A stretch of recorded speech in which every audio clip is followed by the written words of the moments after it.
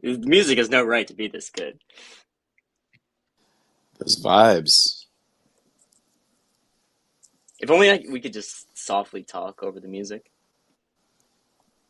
Oh, you just have to cut it out, I guess. Yeah, right.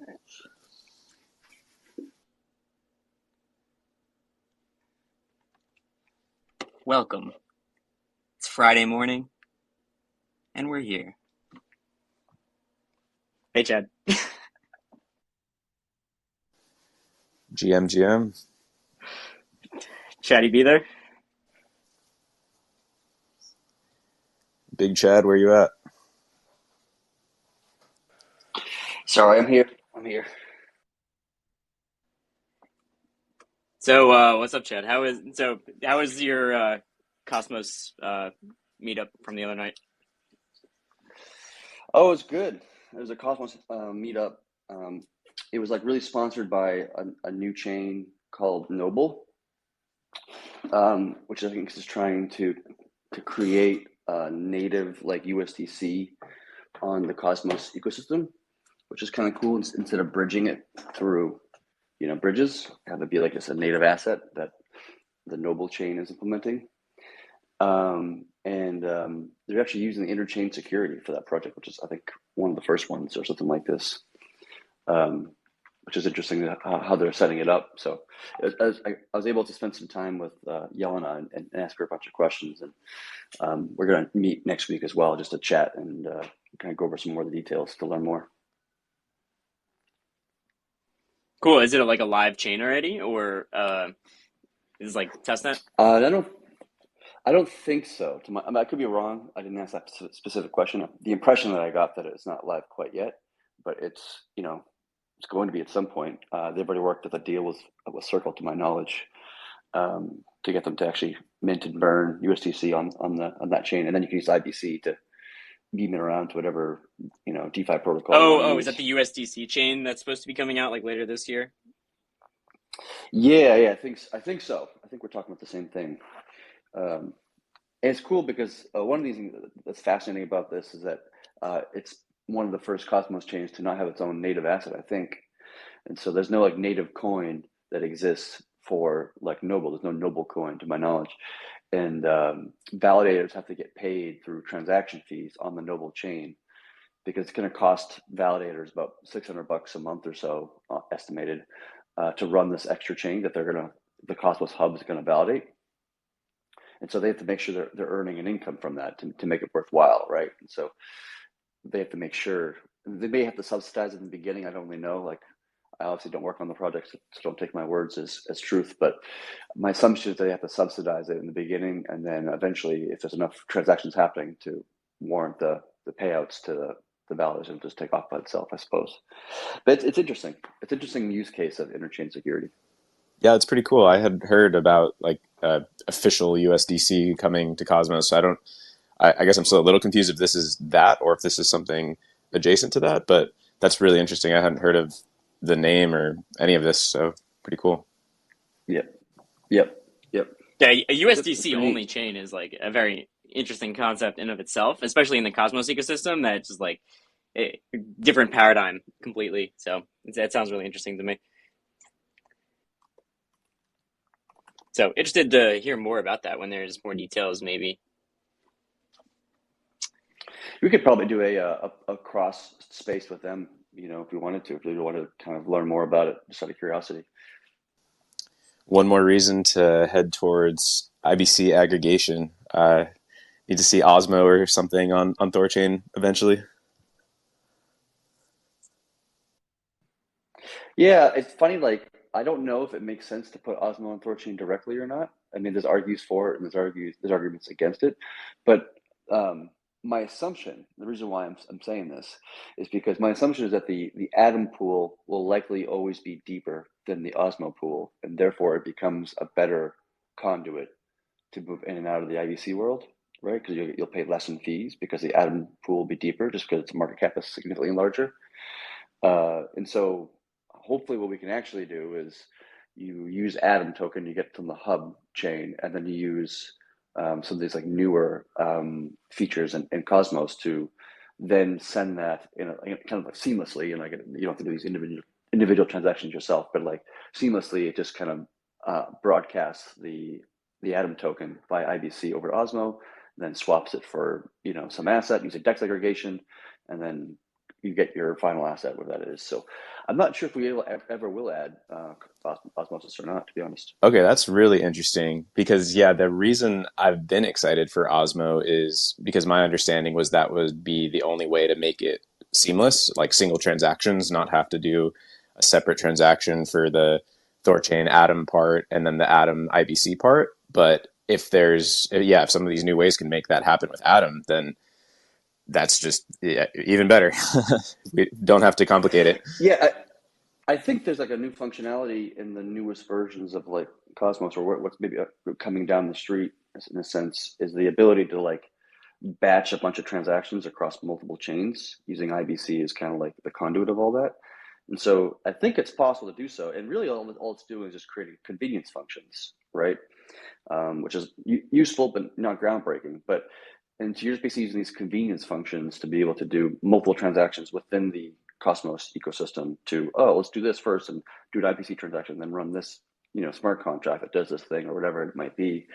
I think you can do that now in Cosmos. I hope I'm right. I'm not misunderstanding something. And so theoretically, we could utilize that system at some point in the future, and that might be more capital efficient for users to go that methodology rather than going directly to Osmo, I think. Yeah, I love that. I'll push some of the THORSwap devs to maybe dive in and take a look there because I know THORSwap would love to aggregate it and but yeah, the kind of the like the line in the sand has sort of been like the one transaction thing. So yeah, that would be I would be so stoked to see that. Yeah, man, me too. It's something that we should investigate at some point as devs. Yeah, I think it would finally wake up some of those Cosmos folks to what's going on over here. And getting the aggregation out of the EVM ecosystem, like where it is right now, um, that's where it's going to be. Because people want to make those transactions, but there's no like easy aggregators to go cross chain over there. So aggregators supporting that would be absolutely amazing, especially because the Atom pool, like it's going to need to go through one thing in order to have a deep enough liquidity pool to go through on THORChain, right? So Atom pool makes sense to me, Yeah, and then but yeah. that'll boost the yields. That'll attract more liquidity to Atom, which hasn't been super deep so far. But if that's the case, then I'm sure that'll bring a lot more volume, which brings a lot more liquidity, brings yield for Atom savers. Then maybe Atom savers starts to look more enticing than regular Atom staking. So that could really get the flywheel going for that pool. Yeah, let's take a look at savers real quick right here. Bitcoin pool is just about full right now on the savers front. So it looks like the synth utilization is almost completely gone over there. There's about 11 million in Bitcoin savers, and then one of the things I pointed out earlier this week, which is pretty interesting, Litecoin number 3 in the savers count. In terms of like the total depth, with about 450,000 in like US dollar value, like 5,200 Litecoin in the pool itself, with a crazy APY of like 8.5%. yeah, Litecoin, big surprise on this one, but not surprising that Bitcoin pool is just about full at this point. Yeah, I think Bitcoin is like, if you look at all the savers combined by like dollar value, I think the Bitcoin savers is like 3/4 of like all of the savers combined. And I think Ethereum is like, you know, almost a fourth. Like those two are like 90 Yeah, something Bitcoin's like percent of Yeah, all 70%, savers. and ETH is like 21%. So that's about 90% of the whole thing, and then everything else is like a slice of that 10. But Litecoin is I mean, it's punching above its weight class in terms of like where it is in this on this list. And 500K in the Litecoin pool is like it's definitely nothing to scoff at. Like that's a like this is by far the deepest Litecoin pool I think that exists, probably, if I had to just take a stab in the dark at this. I'm sure. Yeah, Yeah, I don't know if there's any other option in existence, right? Any other single-sided yield, at least. Yeah, Unwrapped, yeah, absolutely. probably. And yeah, that was just one thing I was looking into this week, like what wallets are Litecoiners using, and just like I'm also wondering if it's sort of due to Paul from Edge Wallet. I remember a couple weeks ago he was pushing the Edge integration and saying like, specifically saying, "Hey, Litecoiners, like there's yield here." So I also wonder if that's like a because he was specifically shouting out to Litecoiners who he probably has some connections with, and his friends and with people in that community, saying like, "Hey, like yield here," and then all of a sudden that's the third biggest pool. Like maybe there's some correlation there. 100%. Yeah, that's where the growth is, to get in front of other audiences besides just our crowd here. Get in front of the Litecoiners. The Doge is another good example of that. I think there's still a lot of like we're nowhere near the ceiling on potentially tapping into the Doge yield going viral. that could be such a thing someday. That's at what, 137K in dollars in that pool. Only 20% filled for Doge. I kind of had assumption a while back that like if you are able to market predominantly to Bitcoiners about the service, right? Almost everybody who holds any coin probably also holds Bitcoin. Like very few people are like just hold Ether or whatever. Like most people, have a Bitcoin holdings as well. And so by targeting that particular audience and informing them they can get savers on BDC, then they'll probably also inherently learn, oh, I'm also a Litecoiner and I can do my Litecoin as well. Like it just becomes like a natural thing to occur. That's true. Yeah, Bitcoin is like the the biggest domino. If you have Bitcoin, then that's so unattainable and so so enticing that then you're going to go down the list and be like, oh, and they have this, this, this, this. But yeah, Bitcoin is kind of like the lead marketer. What about BNB? Is there a native BNB yield, like single, like just straight up staking on, I don't know, on the Beacon chain, but does that exist on BSC? Like I'm curious just how the yield on BNB savers compares to other things that are out there, if anyone knows. Not to my knowledge, but I'm not really an expert on those ecosystems, so I could totally be wrong. Yeah, me neither. I'm not too sure. No idea, but to me, it's not that surprising that people aren't depositing a lot of BEP to BNB, just because not a lot of people have BEP to BNB to actually deposit. So to me, that being like much lower on this list doesn't actually surprise me that much, because people don't even have like where are you going to buy BEP to BNB besides from the regular liquidity pool on THORChain itself anyway. So Right. where Yeah, where are you swapping it? I was forgetting for a second that even Binance themselves isn't letting you go from BNB BSC to BNB BEP2, right? Like Thorchain is the unofficial BSC BEP2 bridge. Well, not yet, but at least it's a This is workaround. General Custer's last stand. This is the last of the BNB dexes, the last of the BEP2 BNB exchange. I So think I think we should update the Thorchain bio to just say like, the last standing BEP2 exchange. yeah, I don't know if that's going to get that many people in the door. but it is hilarious. It is hilarious. I, I had a friend of mine. We were talking about adding Cardano support, and they joked around. They were like, "Well, you'd be the first DeFi platform on Cardano." Exactly. At least that community is like probably higher self custody than like going after, let's say, like Doge, which is probably predominantly centralized exchanges. Because I know at least Cardano, a lot of people stake it, right? So at least maybe those people are a little bit closer to getting interested in DeFi. 100%. Yeah, or I So mean, another yeah, big one someday. If it's still around and kicking, but Solana and aggregation, like you were saying, Cal, about getting non EVM aggregation.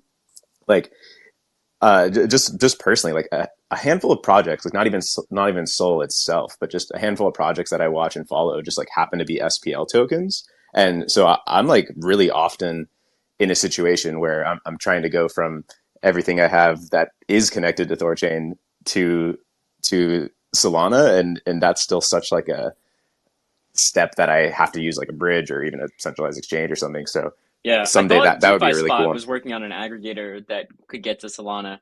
I mean, at least they said they were. Yeah, as far as I know, it would have to just use something like Wormhole, or maybe there's some Yeah, alternative, but it it would probably uses a still. bridge in the middle. Yeah, we looked at that at THORSwap for a while. For a while, it was on the roadmap, but basically, as far as I understand, the conclusion was like, given the current technology that exists, we wouldn't be able to improve the UX all that much from what's already out there. Like you can already do it on Rango, for example, right? Like it's just multiple steps, and you have to figure out you don't have gas on the recipient chain, so there's these UX problems that THORChain magically fixes for everybody, right? But when you can't use THORChain, then you get kind of like caught up in these bad UX situations. So the current thinking is to not add stuff like that on the THORSwap side, but that's back to like the one transaction thing, like what we were talking about with IBC a minute ago.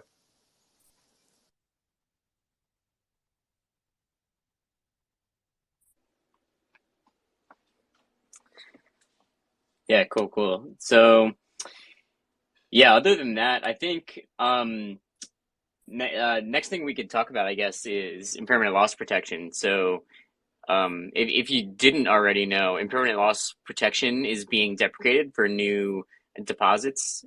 So not it hasn't this hasn't taken effect yet. It will after block 9.45 million and block 9,450,000, I believe, is the block number. And that is the first week of February. I think it's probably somewhere around February 6th or something like that, if I remember correctly. It's somewhere that's like, 2 or 3 weeks away at this point. So if you're making a new deposit, you'll still have 100% impermanent loss protection. And that's grandfathered forever unless you add to your current position, and that resets the ILP. And any deposit that's after that block, 9.45 million, then you don't receive impermanent loss protection. So if you want impermanent loss protection, I would recommend depositing before then. But even if you don't have impermanent loss protection, that just means you're just exposed to the tokens like you would on any other AMM. So that means you're responsible for whatever impermanent loss you accrue, but then obviously you have to stay in the pool long enough where your fees earned offsets your impermanent loss. So depending on when you enter, that could it's completely different depending on like when you enter, because when fees are high, you're making more. When fees are low, you're making less. But impermanent loss is just the change of the price ratios between the two assets that you're depositing LPs for. So uh, it was removed because it's not even necessary anymore with savers as the new way to provide liquidity without any risk of impermanent loss. So regular LPs is kind of like its own thing now, with savers being the simpler way to provide an LP without having to have rune exposure or anything like that. So if you didn't know, now you know. So anything that's already deposited is already protected and will be protected indefinitely. But that is currently the plan for what's happening with impermanent loss protection? One kind of caveat people should be aware of that if you have something deposited now, you have your ILP, and then post the date you still have your ILP. But if post the ILP you add some more liquidity, then you're basically opting out of ILP for both the new position you just added and the old position that was already alive in the system before. So if you do want to add more capital, but you don't want to lose your original ILP, then maybe the thing to do there is to get a second wallet and deploy it on the second wallet, and so you don't take away your ILP of the first position. Just so people are aware of that concept. Yeah, I was just going to add the same thing. That could be the move: is get your ILP locked in by that date, and then if you ever want to add, just use another additional wallet, and then let your protected position ride indefinitely, and your new position wouldn't be protected, but it wouldn't unprotect your original position. So yeah, that could definitely be a good strategy. And yeah, I think it's great we're getting the word about this now, because I remember we were talking about like, oh, there'd be roughly a 30-day window, but I'm not sure everyone has realized that started. So yeah, now's the time to lock that in if you're looking to have a long-term LP position or something.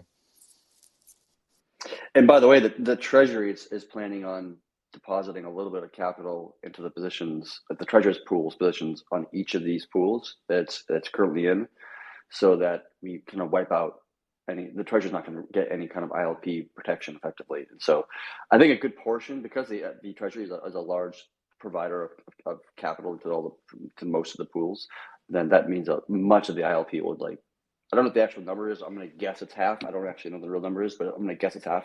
Will just be erased overnight. Are you talking about the impermanent loss protection that's currently owed to the Treasury LP positions? Right. We've never really pulled out, so we've never really, to my knowledge, we've never pulled out of any of those pools, and so we've never really received the ILP support in a sense, and we don't want to get it either into the future. So we're going to just deposit a little bit after February 6th, so we have the date is, and kind of just kill our ILP protection. I see what you're saying. Yeah, so the little addition after that date will cancel out all the previous ILP that's owed for the Treasury. Yeah, not everyone. Yeah, I don't think it's much though. I checked the Treasury's LP positions not that long ago, and Treasury's LP positions are doing very well, which to me means that the network is pretty healthy, in that long-term LPs who have a nice deposit size are gaining significant value from being in the LPs, and a lot of that is there's a good number of those. Most of them are up on Rune terms and down in asset terms, so like BTC or BTCB or whatever, and then a couple of them are up on asset terms and down on Rune terms. So there's a mix of different things. But last I checked, not that long ago though, there wasn't. There might have been one pool with impermanent loss in it with the Treasury LP position. They're all doing nice, which to me that just says that the pools are very healthy and gaining a good amount of yield. Obviously, it depends on when you deposited, because that's when the ratio of Rune to asset in which you deposited makes a huge difference there. But the Treasury's LPs, they looked very healthy to me. It's there's a ton of ILP to be realized. That makes sense. I assumed it was a large amount of ILP just because of the large amount of position or something like this, but that was a bad assumption on my part. What you're saying actually makes a lot of sense of the longer holding LP positions, which the Treasury, generally speaking, is the first liquidity provider of any given pool, oftentimes. And so it's been most exposed for the longest period of time, and therefore it's had the most income, which means it has the most income to fight against any IL that's actually currently in status. And so, yeah, I mean, that's also going to show that the people who are getting ILP after this date, that the amount of ILP risk to the protocol will naturally decrease over time, because everybody just continues to earn more and more income with every passing day or passing month.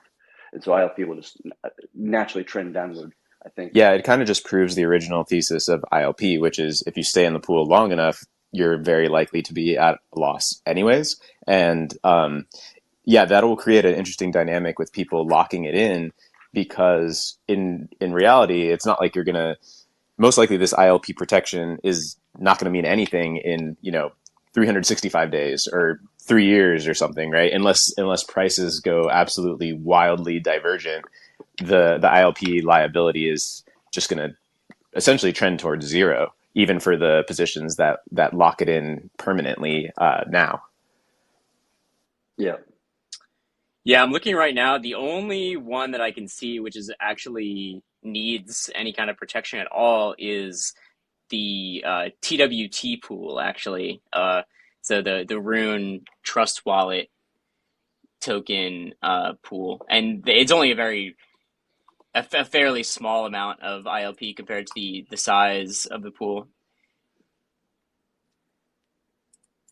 So yeah, all these other, so like the treasury is deposited into a lot of different pools, and every single one of them is positive on impermanent loss besides the trust wallet one. So that liability is, let me see, probably around 15 to 20,000. Actually, oh wait, no. So sorry, the impermanent loss is around 6,500 rune. So it's probably around like what, $8,000, $9,000 probably. So that is the entire impermanent loss out of 12 million in total LP positions. So looking pretty good Not on that that much. on that front, I think. Yeah, I think right now the total ILP risk exposure or the liability on the network right now is about 2.6 million rune. Right, that was the highest in the last 30 days. Was I think closer to like 5 million or 4.5 million was like in the last 30 days. Just so like the trend, which is largely down right now. That's partially because of the runes performing well relative to other assets. Probably this little kind of upturn we've seen in the market right now in terms of by a per pool basis. Bitcoin is the deepest in terms of the most liability, with about 600,000, a little over 6,500,000 rune. And then the next three are BUSD, USDC, and USDT, which makes sense because they're going to experience the most IL because they're obviously a static asset, versus Bitcoin and Rune are more correlated. But the reason why you see more with Bitcoin is because the pool is much deeper, right? So when you do experience IL, there's more capital being exposed to the IL. And you're getting less And so fees there's a over relation. time because it's so deep that people are paying less fees for their swaps. Yep, that's valid too. Another aspect is less fees are being collected on a per swap basis because it's so deep. And so there's multiple angles of this, how it all is calculated and how it comes out. But generally, like deep pools or stable coin pools will experience the vast majority of the IL. If you just look at that alone, like if you look at BTC, the stables, and ETH together, that looks like to be almost 2 million, I think, which is like the vast majority of the total ILP exposure, which is kind of fascinating. So this treasury edition, is that going to be a meaningful amount of liquidity, or is it just like deposit $1 to cancel it out? Oh yeah, no, it's just going to be like some dust. It wouldn't Got it. be Yeah. increasing our positions, whatever. It'd just be just to reset the ILP and make sure that you don't get included in that calculus. Right. Yeah, that makes sense. Just kind of like a courtesy to the community, really. Yeah. Right, right.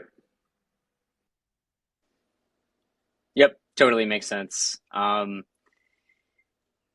Cool. So, yeah, spread the word about impermanent loss protection. One of the things I totally forgot about is I pinned the article that was released yesterday about 2022 and looking forward into basically, I don't want to call it the roadmap, but it's sort of the roadmap for 2023. I'd call it the look ahead of, what do we think is up ahead in 2023? Because none of us know what's ahead in 2023, just what we are planning to be ahead in 2023. So, definitely check out the new Medium article if you haven't already. Just kind of goes into some of the growth in 2022.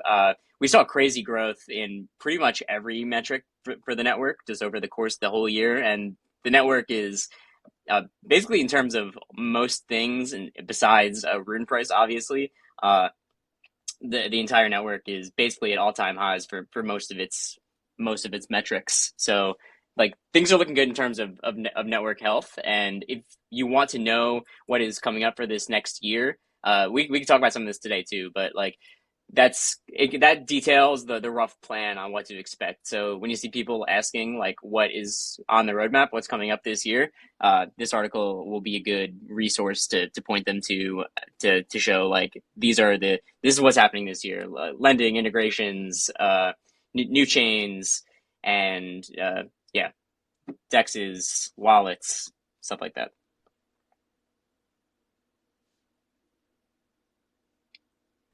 I love the graph, by the way. The image made in that tweet is pretty neat. The one that the community member made, the DeFi theory craft, the whole solar system one. Yeah. That's it. It's pretty neat. Yeah, shout out DeFi theory craft. He's been making those for the community.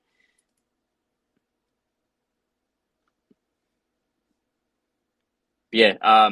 Do we want to go through and like just talk about quickly what's on the roadmap for 2023? I guess we could do that. Sure. All right, let me open up my own article. One sec.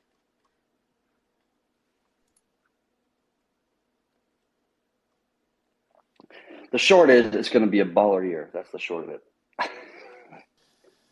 Hell yeah. It's time. It's time. This is the year everyone starts waking up to what we're all obsessed about here. Yeah, I mean, really, it's going to be. I feel it feels a little bit sad to say this in some ways, but in my opinion, it's really going to be lending that wakes people up, just because lending will naturally create a pump in the coin, which that's the thing that gets headlines. That's the thing that like gets eyes, and it's not about like technological innovation. You can talk about cross-chain swaps and all these things all day, but like, if the coin's not pumping, they don't want to talk about it. Totally. Right? So it's just this weird. I mean, the reality is price is the strongest marketing in crypto, and the interesting part is that it's not just about like number go up and Lambos and stuff. Like at least in the THORChain space, because with THORChain, what's so cool is Rune itself is so inherently tied to the network itself and to the utility it's providing. Like that creates deeper liquidity, that creates more security, that creates the whole thing to work better, create more yield for savers. The whole thing is this flywheel black hole, right? So like on one hand, you can root for price go up for your own advantage, but you can also like root for price to go up because in the THORChain context, it truly does make the network more effective and stronger. So there's many benefits to it. Absolutely. All right, let's go through the roadmap. So can devs do something about that? No, I'm just kidding. Devs are doing everything they possibly can. Eridanis is barely scraping by here. He's going on 2 nights of sleep a night. We're getting these integrations in. Let's go. That also that conference is coming up. What, like this? Is that this coming week?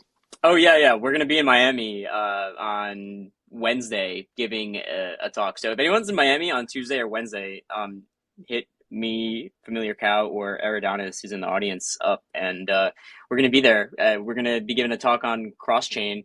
We're gonna be there with Sushi Swap, Jared Gray from Sushi Swap, BP Finance, and one other entity who I don't remember who it is, but Eridanos will be up there on the panel. I'll be joining him. Not there, but I'll be in the audience.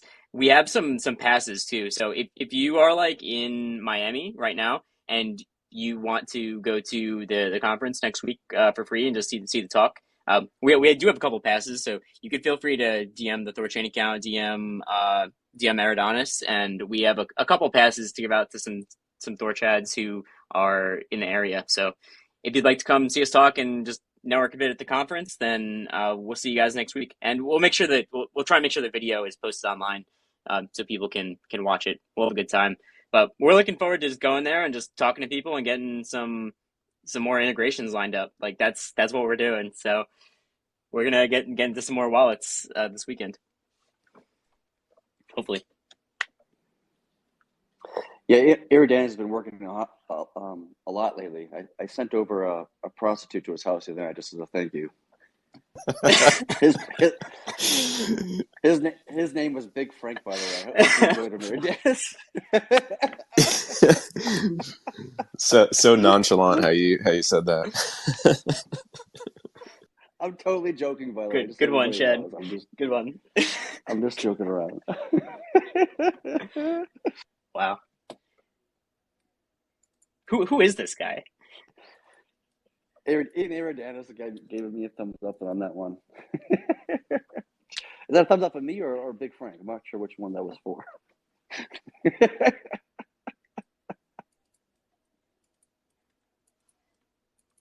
Yeah, we need a human resources department. Yeah, somebody call HR. This is unacceptable. Is I'm inappropriate. offended. All right, let's go. Let's go to 2023.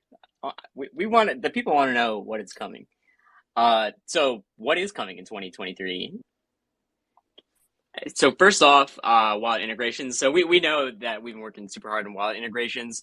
We're going to see Trust hopefully super soon with the iOS thing. Pray for the App Store approval for Trust Wallet. And then listen, we've been seeing amazing growth with Trust Wallet swaps. We're getting there's 300 Trust Wallet swaps a day. Every single one of those swaps are double swaps, by the way, because they're always swapping from layer one asset to layer one asset. So they're swapping Bitcoin to Rune to ETH, for example. So and that's only with Android. 200 to 300 swaps, less just about a month after a rollout, over the holidays. So super strong. I think that could double at least with an iOS integration. Those iOS swaps I think could really blow the top off what Trust Wallet is doing, and that's with a very limited token offering. By the way, that's only maybe 4 or 5 swaps per. Yeah, sorry. So yeah, they're doing like 1 million in weekly volume just with Android. So just like super strong integration. I think it could be a lot higher with iOS too. So gonna be amazing. I think I would be curious to get what percentage of their users are iOS versus Android. I thought it was much more heavy on the iOS side than it was the Android side. I'm gonna say yes because that agrees with my argument. So Yeah, I mean, my speculation would be that it's gonna like, I don't know, 5x Android. I think it's a lot more people on iOS, but I'm basing that off of purely a hunch and no data whatsoever. If we're doing that, then we'll just say 100x. Yeah, there's only like 50 or 60 people that use Trust Wallet Android. So the 10 million that are on iOS are gonna do a lot of swaps. That's for sure.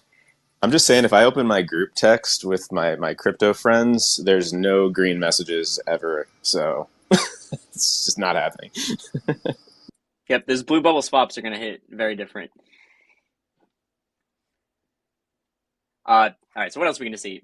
So the more integrations. So we're going to see DEXs, wallets, and hopefully some centralized exchanges starting to use THORChain's products. So obviously, like no promises on like where we're going to be, but we're having these talks, and we're going to see like where all this can go. We're trying to talk with everybody and just get as many integrations as humanly possible coming in through Nine Realm. So if you like know of something in a non-custodial wallet, you know someone running a DeFi protocol, anything that you want integrated with THORChain, like now is the time to get them thinking about a THORChain integration. Anything that supports native assets is just a prime target for a THORChain integration because it's the best way to go multi-chain and support native assets across multiple chains, support swaps, savers, and then eventually lending when that comes out later this year.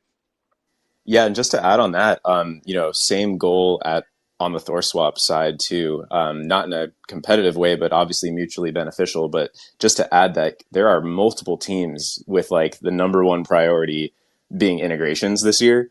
So just so much potential to come. And on the THORSwap side, the API is really like the number one focus right now, building that out to just be like this kit of products that's more than that. You get like the THORChain swaps, you get all the aggregation, Transaction tracker is being built out, a really effective multi-chain transaction tracker. Dashboards for the partner to track everything that's going through them. There's just so much to come in this. And I used to think like, oh, like maybe a few integrations, whatever. But I've started to realize like, oh, this can be hundreds and hundreds of integrations over the next like year, 2 years, or something like that. I mean, it could get really wild for sure. So, if anyone has suggestions or connections to existing wallets, DApps, any sort of project that could benefit from having swaps or savers integrated, definitely get in touch with Nine Realms, THORSwap. Anyone can help facilitate that. Yeah, I mean, in my opinion, there's no reason for THORChain not to be in the back end of all of these uh, wallets, especially. Like it's just the wallet case is just so obvious and so great. So uh, any native wallet, we're definitely trying to get into because it's the perfect product for any wallet. So that is aggressively what we are trying to do.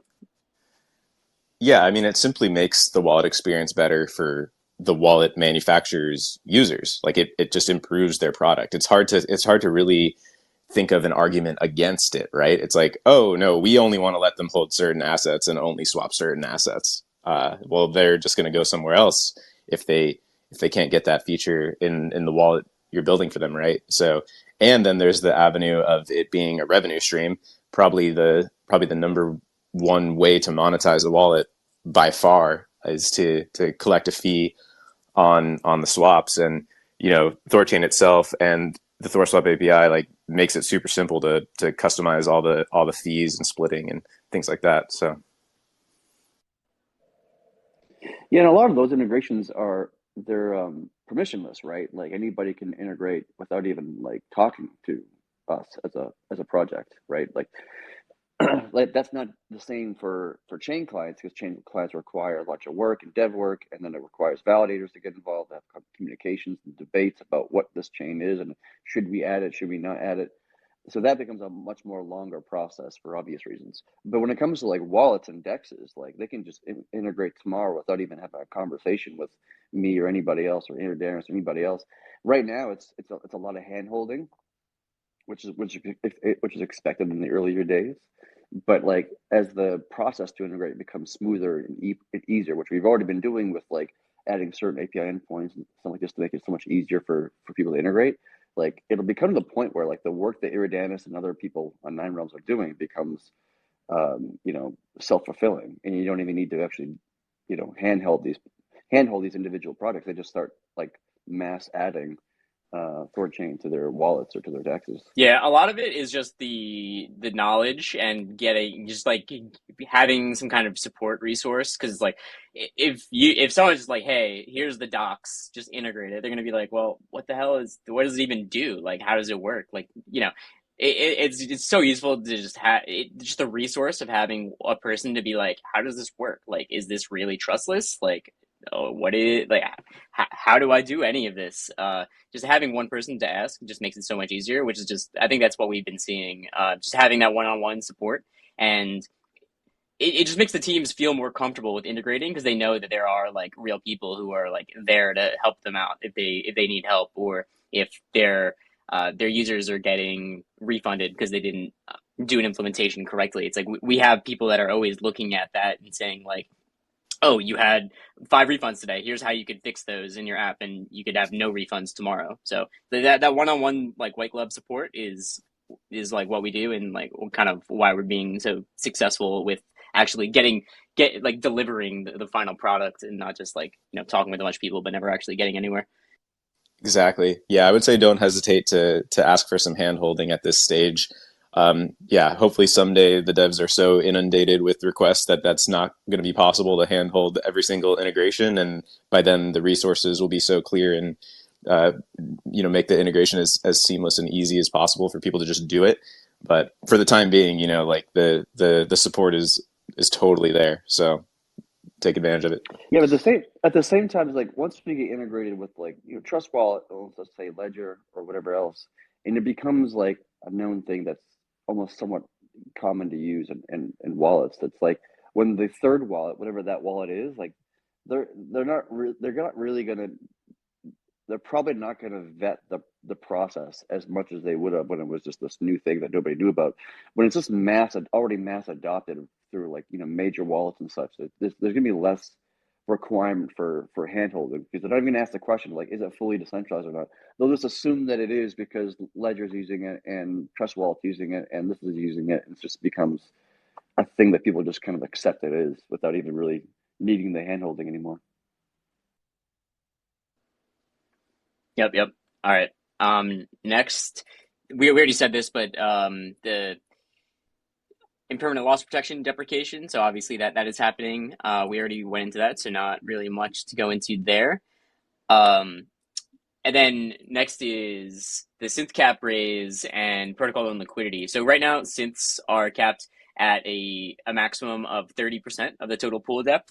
So it's likely that that'll probably be raised to 50% with a node vote before activating protocol and liquidity. And then protocol and liquidity is what's going to help scale savers by adding dual-sided liquidity, so that way savers can scale up accordingly. So the protocol reserve will start entering Rune into liquidity positions and gaining a bigger position to maintain a safe synth utilization ratio for savers. So it basically what POL does is it just tries to deposit liquidity to maintain a specific synth utilization. So if we try to keep it at 50%, then the POL deposits when it's over 50% to try and bring that utilization down, and then it withdraws when it's under 50%, or whatever parameters we set for basically to keep those LPs safe, and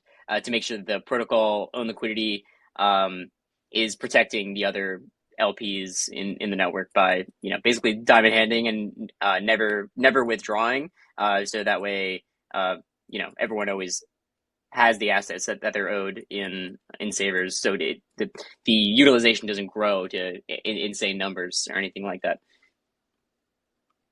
So we will see that soon, I think. I don't think there's a date for this vote planned yet, and so hopefully that will happen in the next couple of weeks. There's probably some talks about that right now.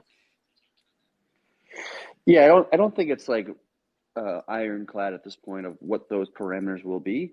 I think everybody kind of generally accepts to the large part of like what they're going to be to some general idea of it, but not specific actual numbers. What I've kind of told people in my 2 cents is we should put the synth cap at 55% or maybe 60%. Doesn't really matter actually too much either way.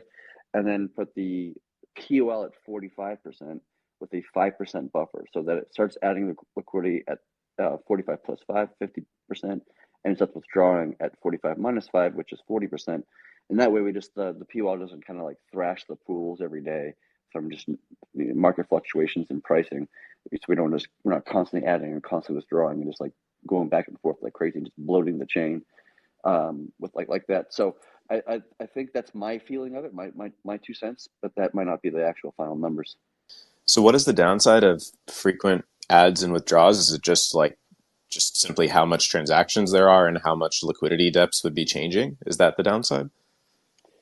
Yeah, the downside is really 2 things, how I see it. One is by constantly just adding liquidity and withdrawing liquidity, you're basically just bloating the chain with data, right? You're just making the physical chain size, like in terms of number of gigabytes, increasing at a faster rate just by constant every block adding 30 different pools, and every block we're mining for 30 different pools, and then adding and subtracting, adding again, and subtracting again.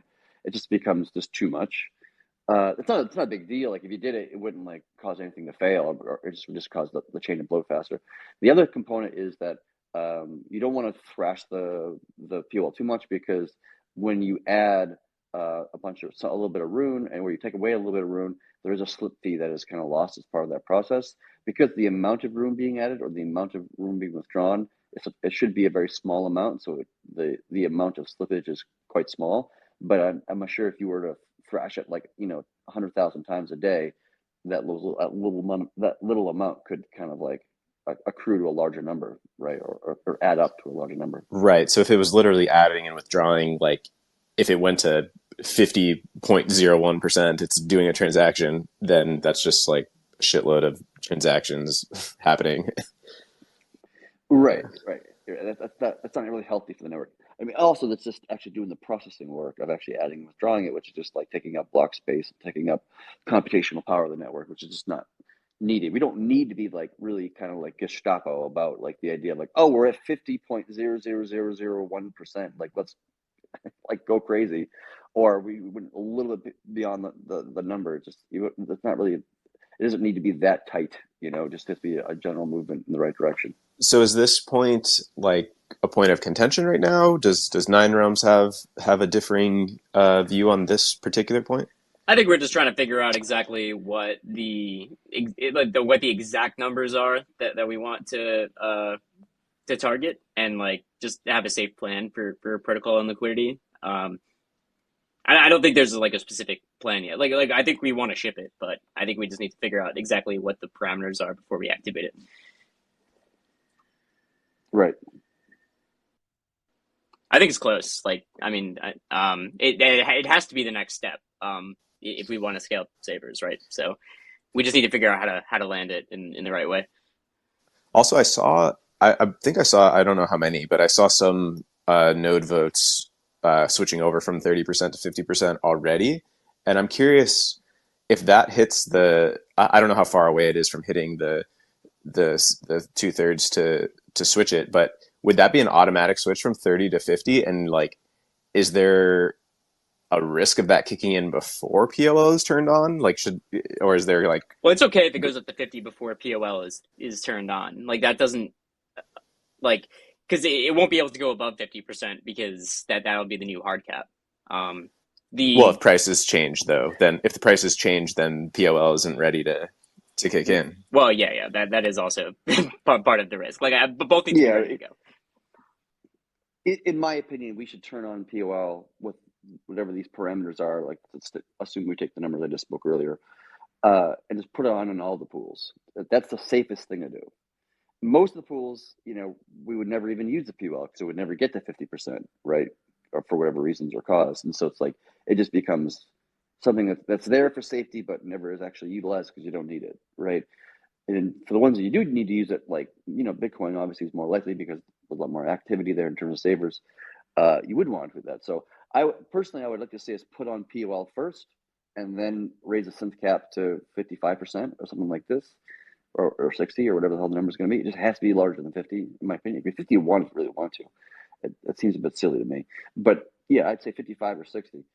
And then when we get to that number and Room's price goes down relative to Bitcoin and the synth utilization goes to 60% or 70% or 80%, the POL will do its thing and push it right back down to 50. Yep. All right, so moving on, blockchain integrations. So obviously, this is something that's like slowed down a lot over the past year, and I think there's less appetite for it now. But it's looking like the next integration will be Binance Smart Chain, which is what was voted on by the nodes back in September or October. So I believe the beginning work is being done on Binance Smart Chain. So I would maybe expect maybe another vote before that gets activated, before like that gets moved on further to make sure that isn't like wasted effort to see if make sure the nodes actually want Binance Smart Chain. But I think given Trust Wallet's integration success, the Binance Smart Chain is just an easier sell, just given that there's volume waiting to be had right there with Trust Wallet. Given that they could easily integrate with Binance Smart Chain, and that's where their users really are. Obviously, they're not on VEP2 assets as much. They are a little bit, but they're really on Binance Smart Chain, and that's where people are making trades, and that's where the volume is. So I think that's looking like the next integration for chains, and we'll see it at some point, I think. Yeah, last time Pluto was on, we were talking about potentially like another symbolic vote of sorts, just given that like like how you mentioned like there's not the appetite for adding chains. I think the kind of like the way I see that is like the appetite is there. It's just that the reality is that the costs and the economics don't necessarily make sense for node operators right now, right? So the concept of doing another symbolic vote is kind of like saying to the node operators, hey, we could move forward to this. Here are your costs. It's going to change it by this much. It might add this much value, but we'll see. Like, would you support adding this chain at this time given the economics? So I think it's Yeah, worth kind of like polling the node operators in that sense. I believe Ursa said it was around 750, $800 a month to run the Binance Smart Chain node. So that is Oh, that's that's not basically too the bad. baseline figure of like, the cost to break, like, but also that's all, that's over all these nodes, and $800 a month on your one node, especially if you're like a small node operator, and you might not be making that much. $800 off your bottom line might be a lot. Or you could just not really care, and you could just say like, oh yeah, we'll just integrate it because that'll make Trust Wallet integration a little bit better, and we can see more Yeah. volume in the future. So it's like some like mental math to be had there.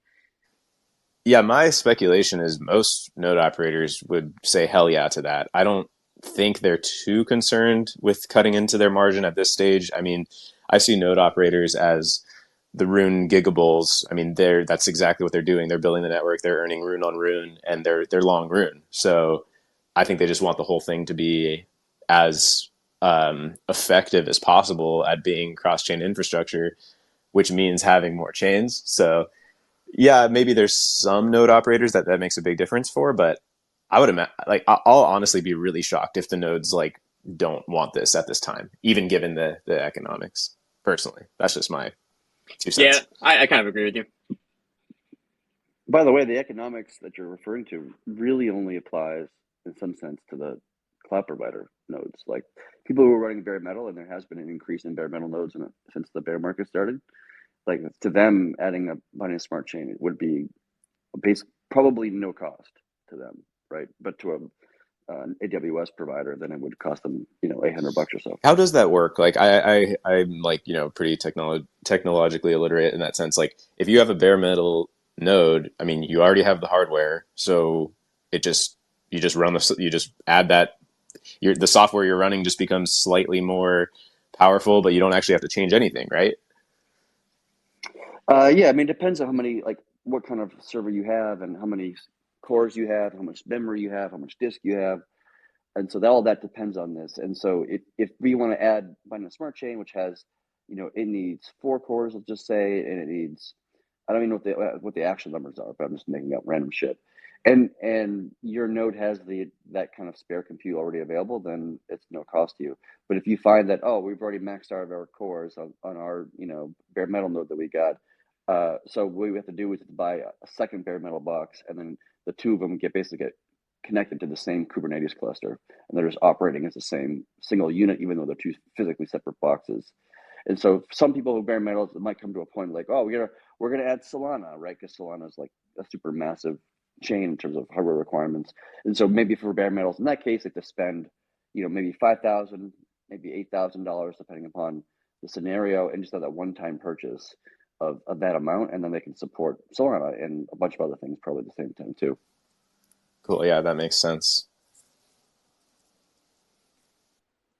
All right, next up, lending. So no liquidations, no expiration, no interest, and I think that design. Chad, you're writing an ADR, I believe, to like basically float the design out. I know like the core of the design is kind of solid, and it seems like the last few things that are just kind of being figured out right now is just the like how to prevent the um an inflation event in Rune. It's like that circuit breaker that we've been talking about. So I think that's kind of where the last things are to like figure out. And the actual most of the design itself is pretty solid. I think like the core of it. And if you want to read how that works, I don't think we should get into it here. But the lending design is all in the article, pinned tweet on the top of the space. So Yeah, I'm actually. This is what I'm probably most looking forward to in the near future of 2023. That as well as like the integration stuff. And yeah, I think this is gonna be massive. Actually, I was just talking to some of the guys over at Delphi today, and we were talking about hiring them to do like an in-depth analysis by a third party, by an objective third party, just because this concept is so it's so novel. Like nobody's ever done anything remotely close to what we're attempting here, and so there's a lot of questions about it and how it works and how it doesn't work and what the risks are, what the benefits are, and I can talk till I'm blue in the face all day about what those are, and I have a good feeling sense of what I think those are. But to have a third party, group like Delphi Digital do their own independent analysis and produce their own document for their community, just to have somebody else that's not me or Lena or anybody else within the project, I think would be really helpful for the community, especially when it comes to like some people online who are like now tweeting negative things without actually talking about what the design actually is. It might be helpful for them. Yeah, too bad Chris left. Maybe we should get him on in the future. Like, it's probably better for like. Wait, are you going to be putting out an ADR for THORFi for the lending design? Yeah, there'll be a vote on it at some point. I think. Yeah, I don't think that's going to be happening anytime soon. Right. I think it needs to go through. The code needs to be merged, which not all the code's been merged yet. It needs to go through staging, testing, all that stuff, and then we can go through an ADR. But there might be an ADR that shows up, relatively soon in the next like week or two. That's more about the circuit breaker concept, right? Of like, what do we do in the worst case scenario where there's some sort of inflation things, and now we've hit the supply of 500 million rune. Like, what is the action item we take at that point Yeah. Yep. to help the situation? And that's the thing that's going to be some people are going to be debating about in the near future. To be honest, it's probably never even going to happen, likely.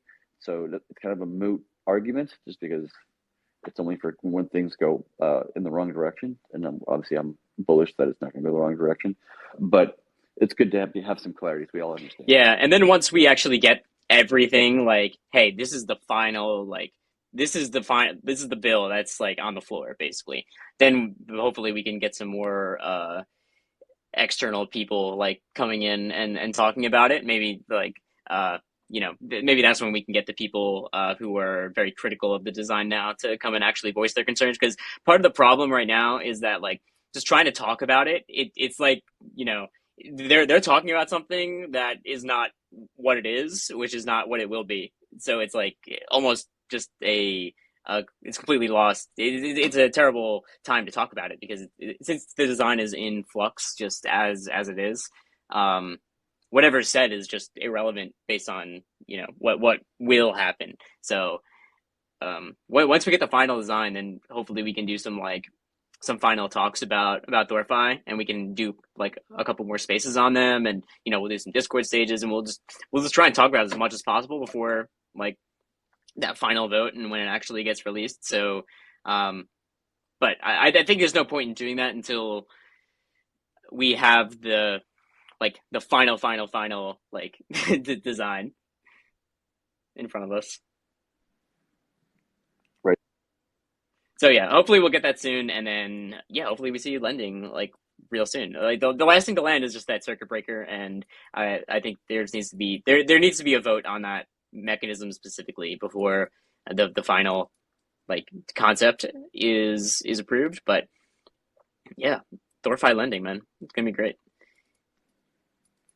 I'm still hopeful we're going to see it in Q1 on mainnet, but I can't obviously promise that. But I'm hoping we're going to see that sooner rather than later.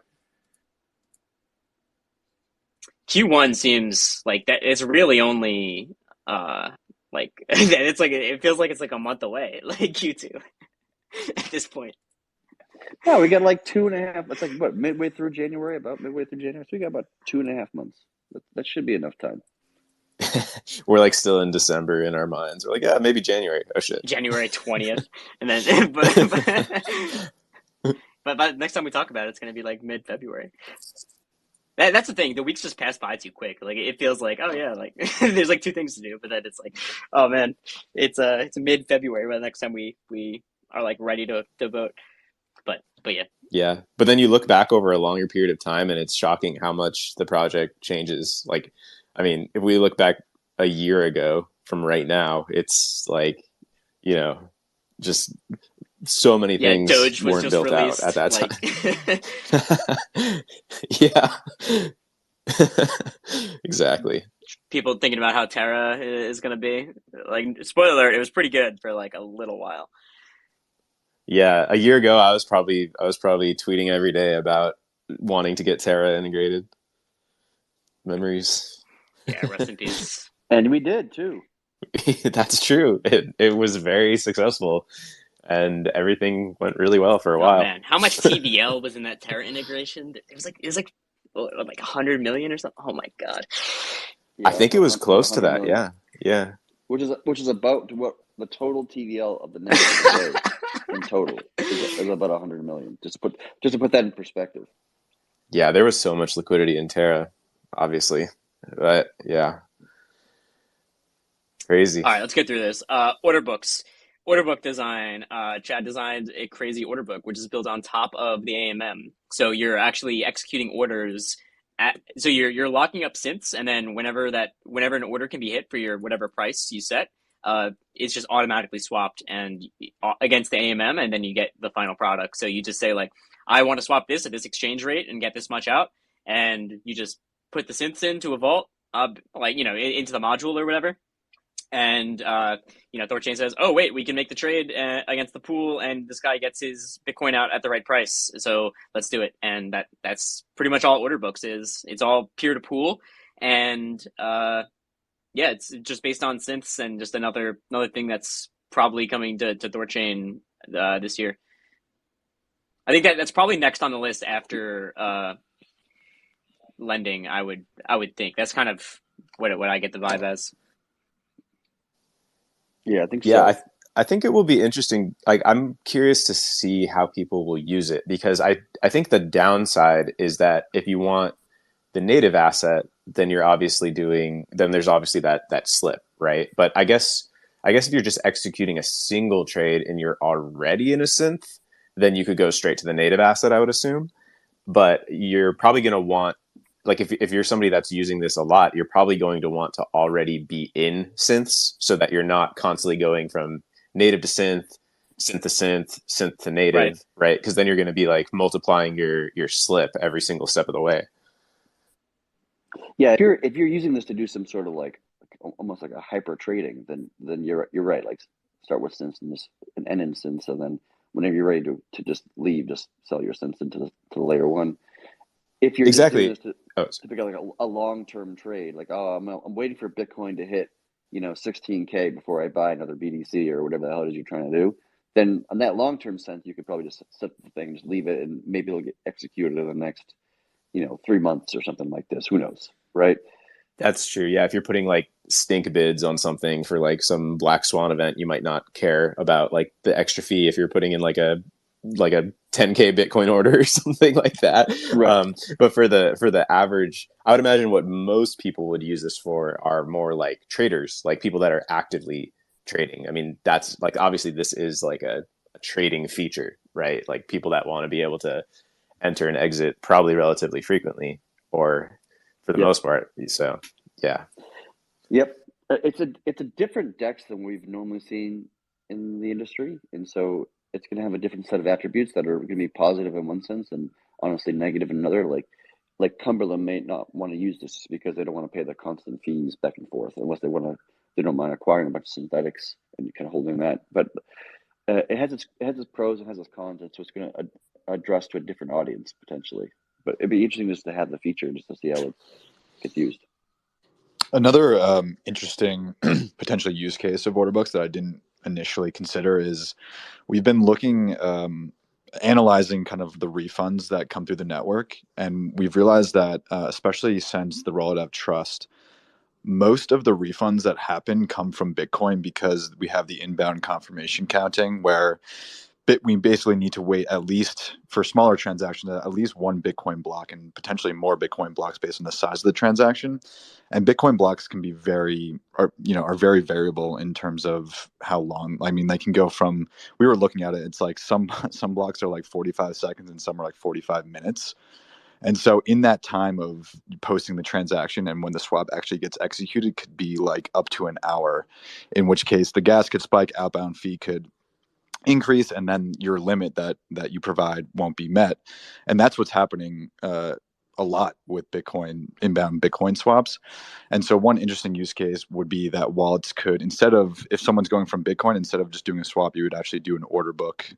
You would put a limit order essentially, and that would allow that order to kind of hang out instead of refunding and eating outbound fee on the way out, especially for smaller transactions. That order would just hang out as liquidity until the outbound fee goes back down and can be met, which is kind of a cool use That case. is interesting. So could you actually set it so a transaction will fall back into an order book order if it can't be executed at the current price? It seems I like, think that's yeah. just how it works. If you submit an order, I mean, Chad, correct me if I'm wrong, but I think like it would essentially just kind of check immediately if that limit order comes through, if it can be fulfilled. If it can't, it would just be submitted into that order book and checked every block, I believe it is, or I forget exactly how often they're checked. So you actually couldn't have a failed swap on THORChain after order books are released? Is that like what you're saying? It would just be an order instead? Yeah, I think if you submit an order, it would just hang out forever, Really? essentially, if it's never met. Yeah, which is not bad for the network, because that's just That's awesome. liquidity, just chilling. Does that change the overall slip though? Like if I'm like saying I want to go from BTC to ETH at a certain price though, and instead of just going BTC Rune ETH, it has to go BTC Synth to ETH. Is that an extra step of slip? No, I don't think so, because like the synthetic Bitcoin is effectively, in terms of the slip calculation, is the same as native Bitcoin. It's the same like depth. So you submit native Bitcoin, your liquidity is held as synthetic Bitcoin, but the calculation is still Bitcoin to Rune to Yeah, ETH. well, I think he's saying like, and so since there's an extra slip that's in there, you're paying more for the fee if you're in an order book order rather than if you're just in an AMM when you're order. minting. Yeah. I see what you're saying.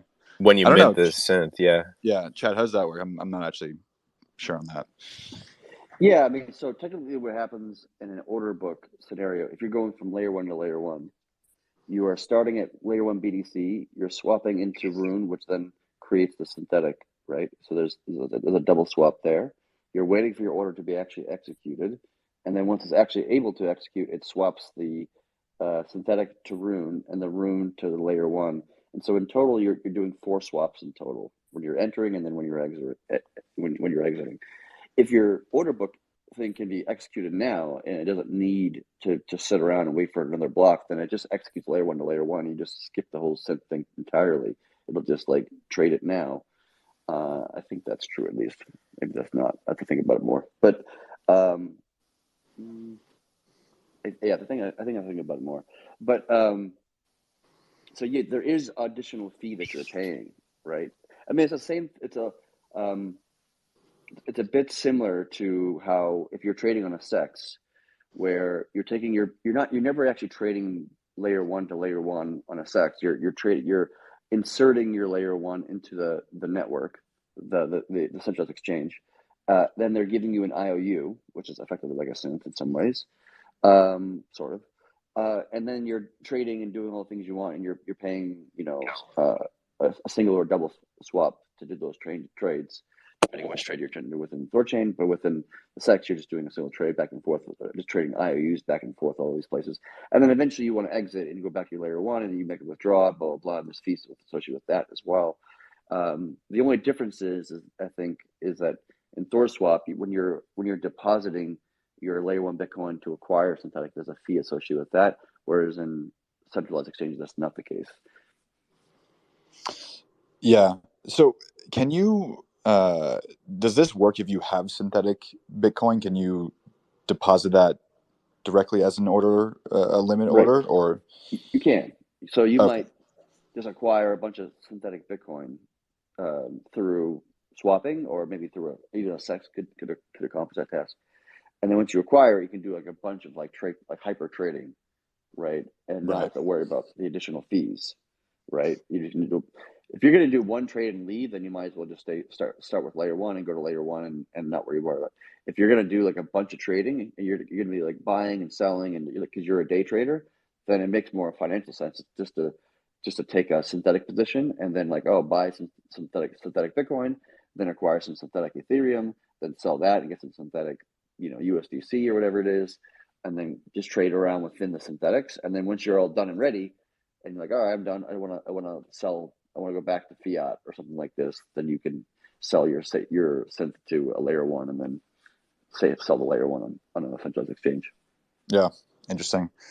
Yeah, also the like if your order can't be executed now and it's needs to go into a synthetic, like that slippage is actually not very problematic, especially for like trust size. Like trust, like the average swap size is like $600 or something, pretty small. So the slippage is like minuscule, especially compared to like the outbound fee. And so like if for those retail swaps they kind of use this, like the slippage would be, even if they're paying double slippage, wouldn't really be that problematic. It would probably only be pretty problematic if you're swapping like 10 Bitcoin, which would be kind of crazy.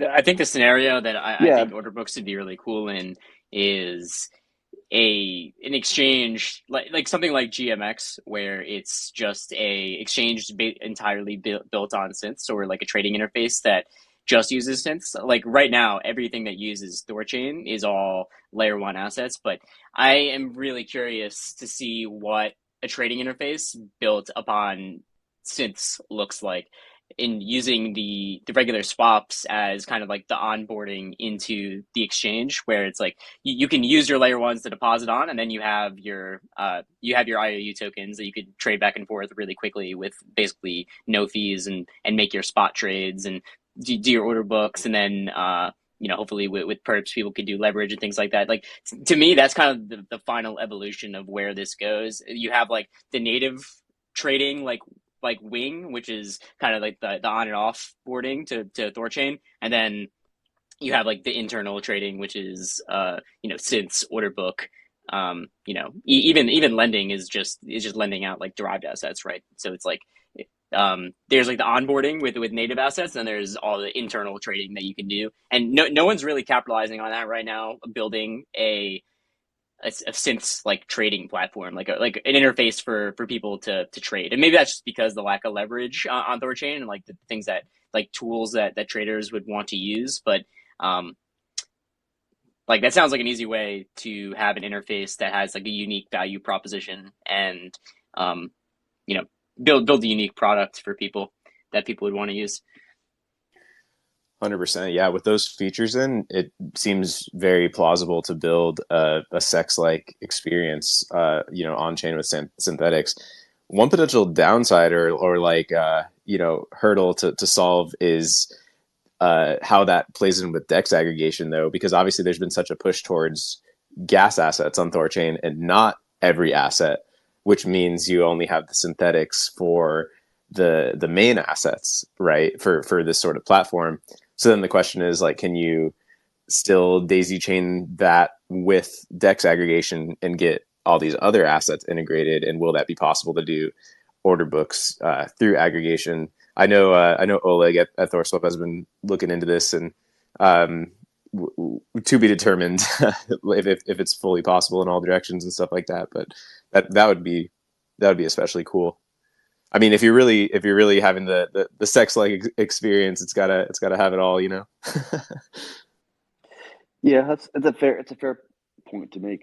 Yeah, we'll see how it kind of like irons out. But the problem with that is that because we have limited security in the network, because we want to maintain economic security, so we can't just unboundedly accept as many coins and many networks as possible. We have to limit things, and so we can't just have really super deep pools for every coin in crypto, because we wouldn't have enough security to support such a thing.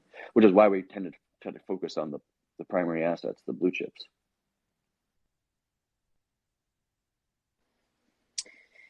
And lastly, we have Perpetuals. So I think that there's a very, very early design document on the GitLab, and I don't think really much more has been done there. I know Chad isn't even uh, a huge fan of like what's currently proposed, or maybe it's just so early in this process. But I think there is interest in a design in a protocol on THORChain. So it's just very, very early in the design there. But I just wanted to call out that was one of the things on the 2023 look ahead doc as like maybe something that we'd see in 2023. So I would look out for the design evolutions of that, and maybe that's like something that could be seen like maybe towards the back half of this year, with the other things being the higher priority items that are like closer to ready to go. Yeah, I mean, Purpose is an interesting concept, and the main reason why I think we're interested in it is just because they just create a lot more trade volume, and obviously we like trade volume, so that's the reason why we're kind of interested in poking at the idea. Every design that we've seen, at least I've seen thus far, I'm not a particularly huge fan of. I just don't think it's safe. For example, like because when perps are dealing with leverage, the ability to manipulate the price and do a price manipulation becomes more viable because the value you're getting out is leveraged, right? And so it can kind of counteract the cost that it takes to price manipulate, the Bitcoin pool or whatever it is. And so I have some concerns around that to make sure it's done. It can be done in a safe way. A lot of other DEXs just tend to use like, I think GMX, for example, uses like Chainlink as a price oracle, as an external price oracle, which, I guess it works, but also you're relying on a centralized entity to give you correct price information, which we've also seen Chainlink not give correct price information, and people got completely wrecked, right? So we still need to figure out a way to do that in a way that it feels safe to me, but I don't think we've done that quite yet. Yeah, super early on that front. Like I don't think that's something I think that whatever is in the current design doc is probably just like it is the earliest like version of whatever thing could eventually come out, if that's something that the nodes decide that they want. So yeah, I think there's probably going to be many more designs that come after this. I would think, at least, and that's pretty much the end of like the 2023 look ahead. It's just a better UX for developers, which is something that NineRealms has been working on, just improving the developer documentation and keeping good communications with everyone that we're trying to integrate with. So that's pretty much everything that is like currently planned. That doesn't mean that it's everything that's going to happen in 2023, but that's pretty much everything that is like being looked into / worked on right now, as far as I know. And that's just core protocol side. So that's not obviously including all the interfaces and awesome people that are building on THORChain in their own way.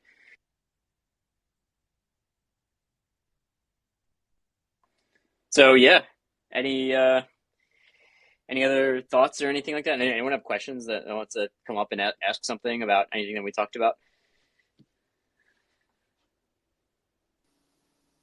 Yeah, I think that was it on the list, but anyone feel free to hit the request button. Yeah, we'll do 1 or 2 questions. I don't think we need to keep this too long today. But yeah, so many awesome things to look forward to in 2023.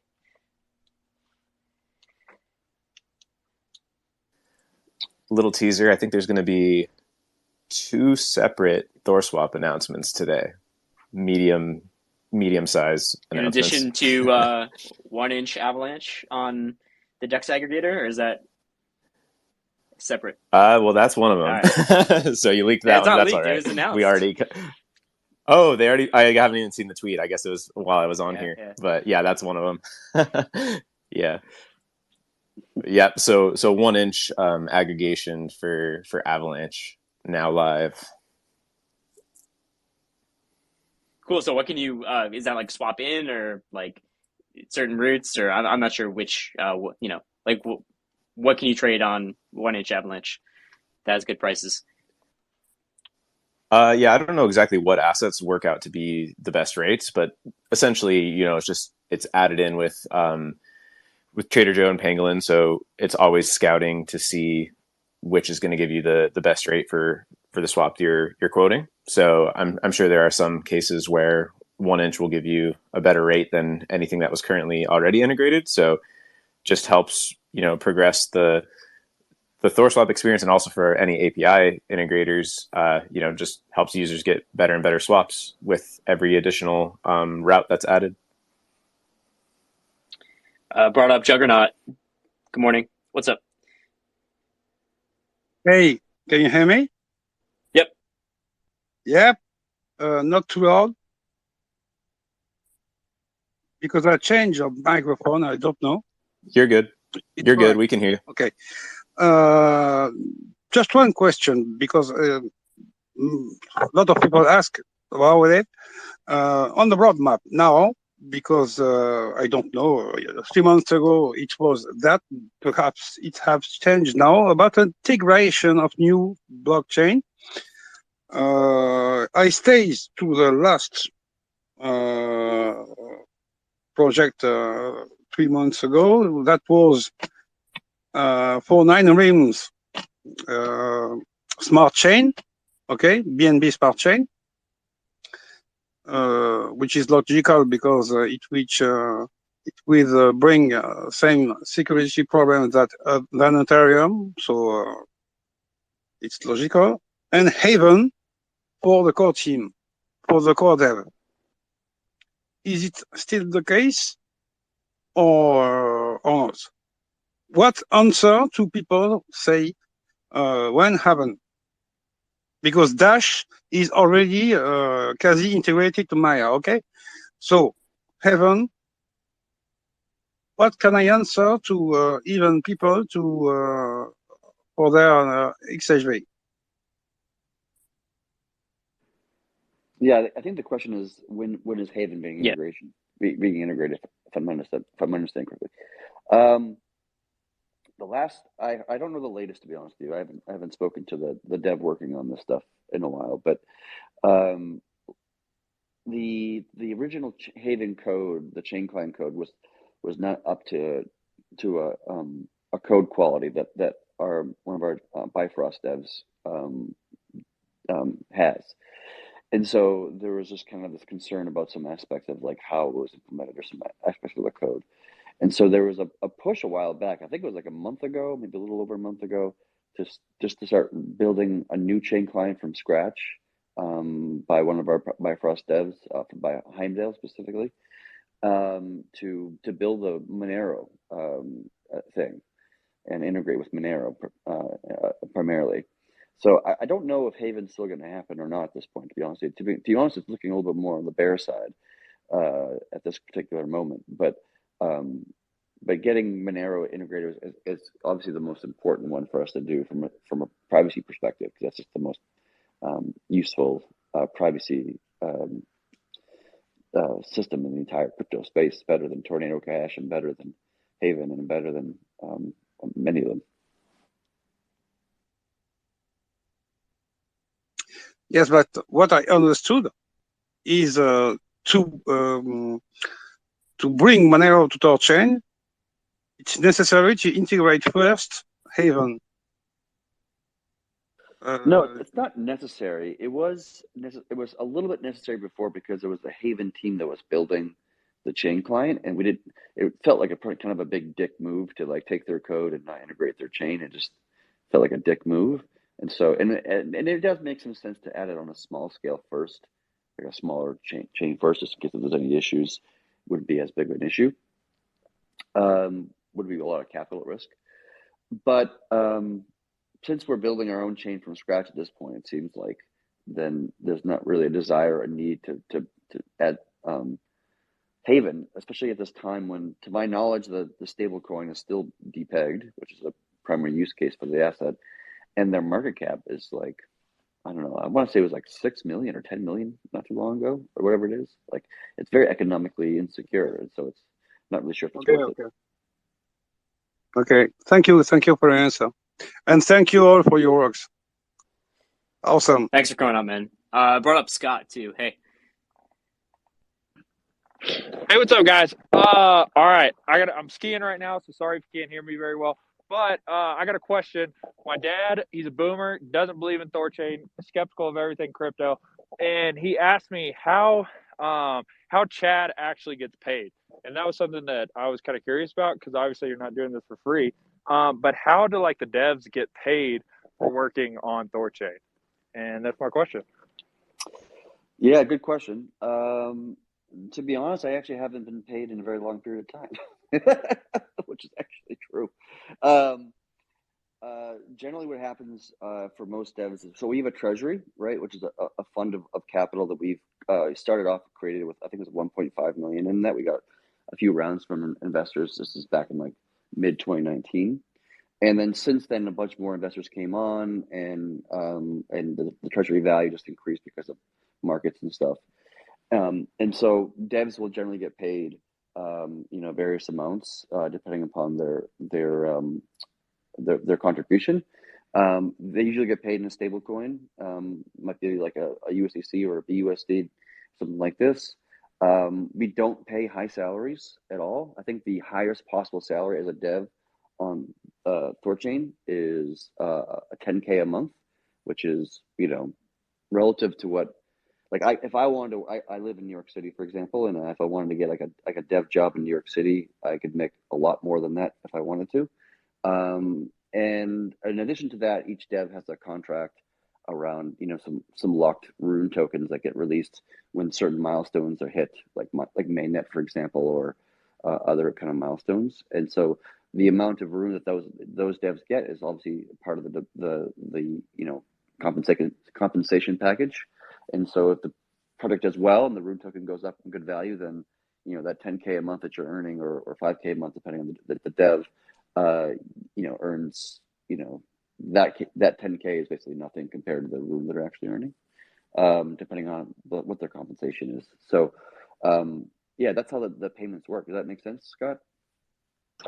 Yeah, that's perfect. Yeah, thanks for answering, and super excited. I'm working a bum job, and every dollar I get, I buy more rune. But yeah, thanks for answering. I gotta go. We'll see you. Thank you. He's got He's literally on the steps like, as we speak. he literally just jumped off the fucking, what the hell they call that thing? The seat you jump off, and then you just go down the whole the hill. Dude, I really did just get off the lift, but I gotta pull my phone up. All right, we'll see you.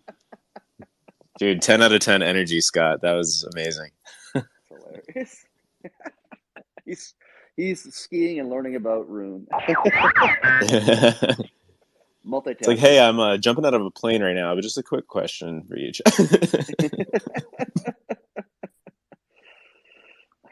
Love it. Pluto's like, I'm visiting, Big Frank right now, but I have a question real quick.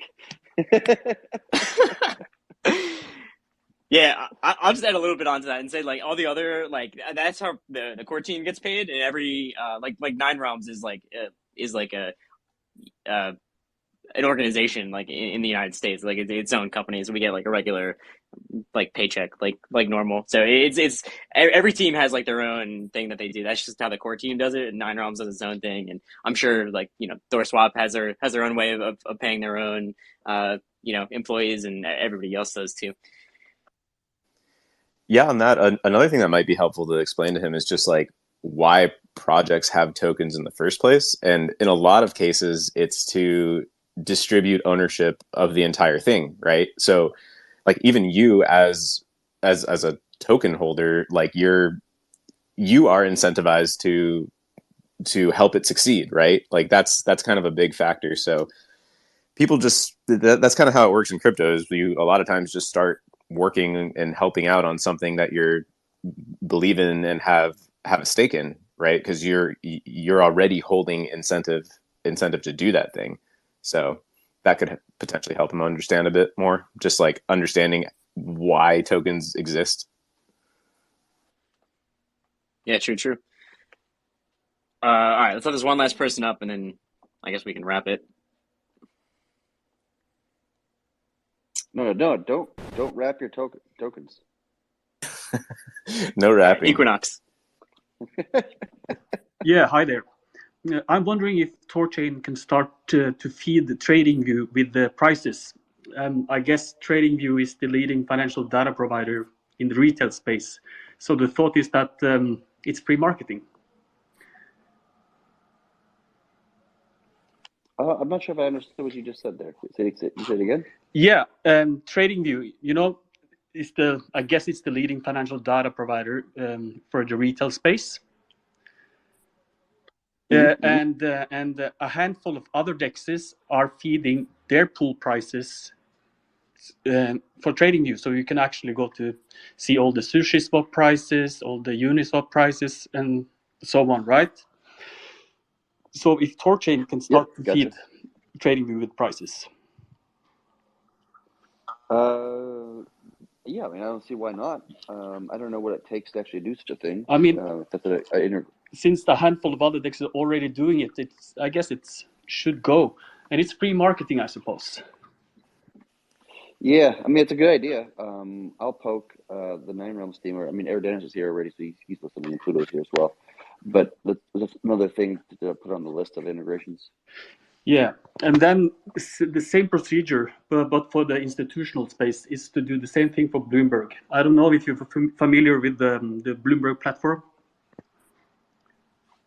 Of course, yes, of course. Yeah, so start to feed them with prices as well. So the THORChain brand name, everything will be visible for the big bucks.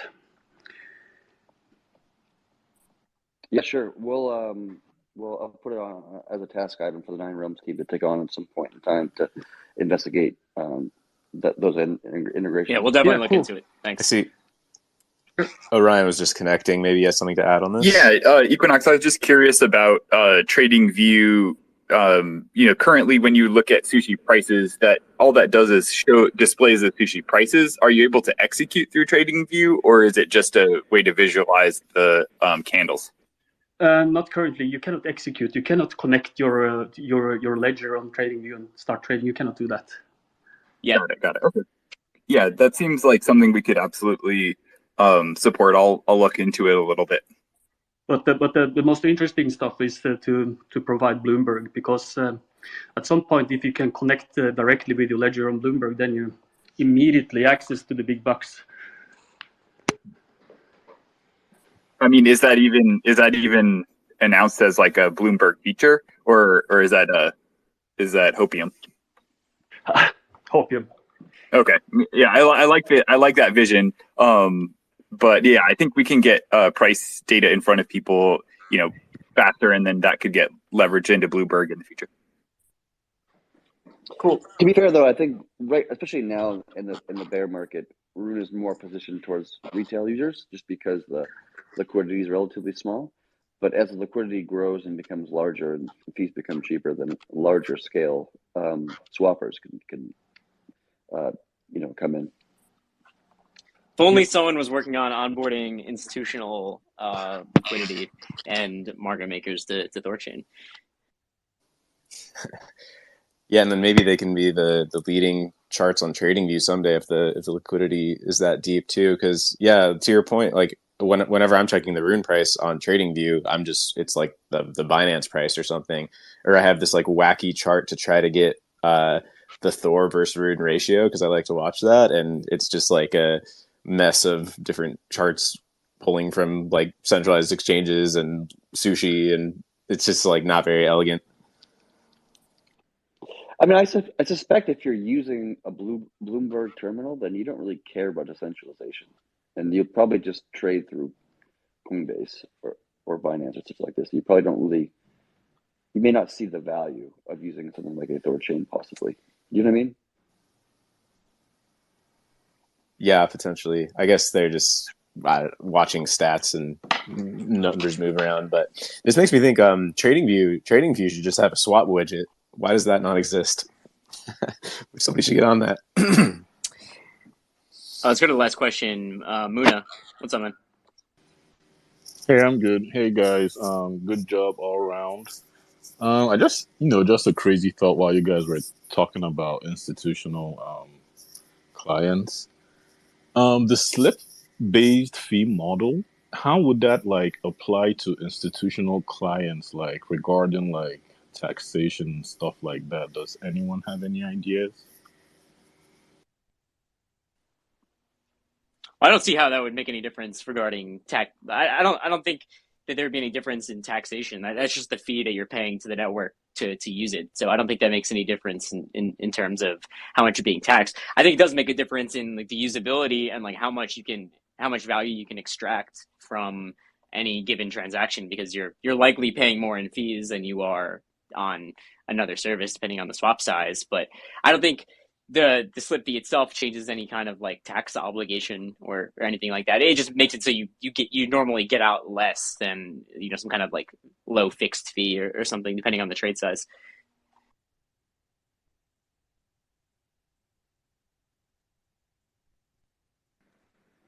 Kyle, did you put up this this tweet pin? Oh yes, Shapeshift just posted that. 0x DeFi Cafe just posted that. Little alpha leak there. It looks like Shapeshift will be releasing their Savers Vault implementation very, very soon, from what I hear. So also getting ready on like the marketing front on that. And yeah, I hope people are like looking forward to THORChain and Shapeshift together in 2021. I have a feeling that you know, they'll become closer together, and the story will be like pushed out there further. We're going to be together at ETH Denver in March, so anyone's planning on going to a conference this year, go to ETH Denver. We'll be there with Shapeshift, and the Shapeshift and THORChain are just so perfect together, because the whole story behind Shapeshift is literally like the hero story for THORChain, and then all of a sudden they just rise together. Then they're this DAO that runs the front end, and then it's this decentralized liquidity backend that's created that can basically power everything that the DAO does without custody. So it's pretty incredible, and yeah, I'm looking forward to seeing what Shapeshift can do with THORChain this year. I hope they get a little tighter with their THORChain integration.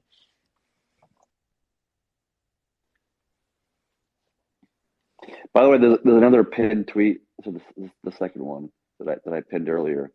It's a tweet thread from the THORChain account that kind of went over a high level of the THORFi lending thing, considering just some of the discussion from yesterday. It's a good tweet thread, well written, well done.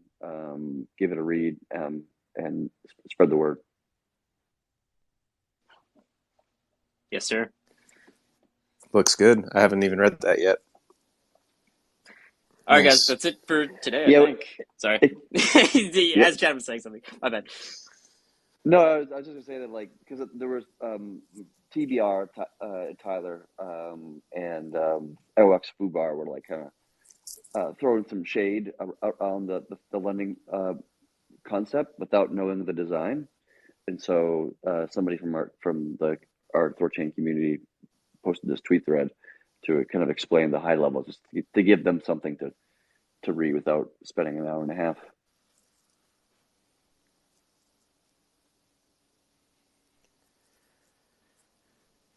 Cool.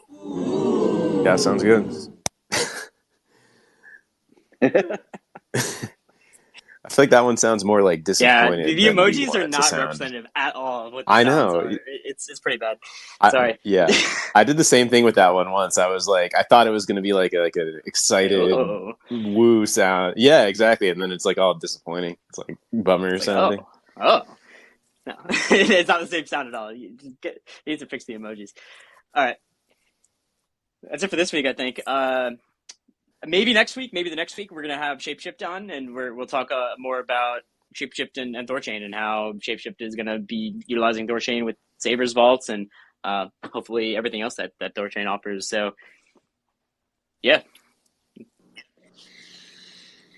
Yeah, and come meet us in Miami. We have 9 passes. I mean, these passes are going to go unused. So literally free tickets to this conference. Yes. Hit me up if you want them. Yeah, anyone in Miami, DM Aradonis right now, especially be free on Wednesday. Do it now. Do it now. Alrighty. All right, guys. Yeah, let's go. Bye-bye. All right.